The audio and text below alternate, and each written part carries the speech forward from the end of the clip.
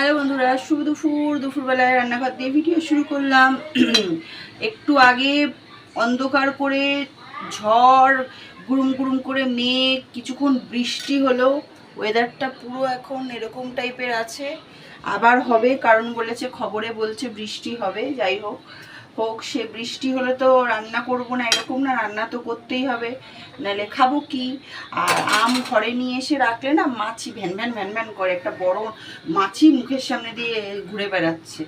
যাই হোক, এখানে ভাত, এই যে এখানে ভাত আর ডিম সেদ্ধ বসিয়ে দিয়েছি। এখানে এখানে হচ্ছে কচুর শাক।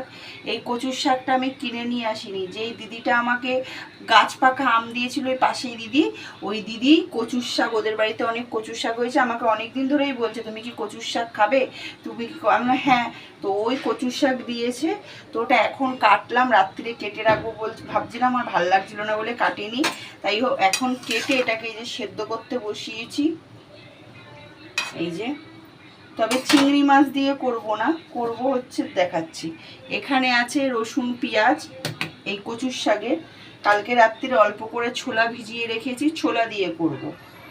আমি বললাম তুমি যখন কচুর শাক দেবে তুমি আমাকে আগে বলোনি কেন, তো আগে আমি চিংড়ি মাছ নিয়ে আসতাম। আর এখানে করব ডিমের ঝোলের মশলা রয়েছে, ডিমের ঝোলের আলু রয়েছে।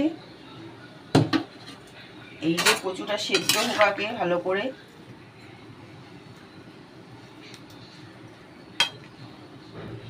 ঝমঝমিয়ে বৃষ্টি হওয়ার পরেও গরম কাটছে না, গরম কিন্তু সেই আছে, ঘেমে গেছি পুরো, গরম সেই আছেই। আর এই মাছিটাকে মারবো আমি, মুখের সামনে দিয়ে গুড়গুড় গুড়গুড় গুড়গুড় গুড়গুড় করছে। আপনারা কি রান্না করছেন দুপুরবেলায় সেটা কমেন্ট করে জানাবেন। আমার ভিডিওগুলো কেমন লাগে সেটাও কমেন্ট করে জানাবেন। কাদের কাদের কচুর শাক খেতে ভালো লাগে, ছোলা দিয়ে হোক, ইলিশ মাছের মাথা দিয়ে হোক, চিংড়ি মাছ দিয়ে হোক, কাদের কাদের ভালো লাগে সে কমেন্ট করে জানাবেন। আর যাদের আমার ভিডিও ভালো লাগবে চ্যানেলটাকে সাবস্ক্রাইব করে পাশে থাকবেন, লাইক কমেন্ট শেয়ার করবেন। কে কে খাবেন দুপুরবেলায় কচুর শাক ডিমের ঝোল দিয়ে ভাত, শেষে চলে আসুন। এখনের জন্য টাটা, দেখা হবে নেক্সট ব্লগে। টাটা, সবাই ভালো থাকবেন, টাটা।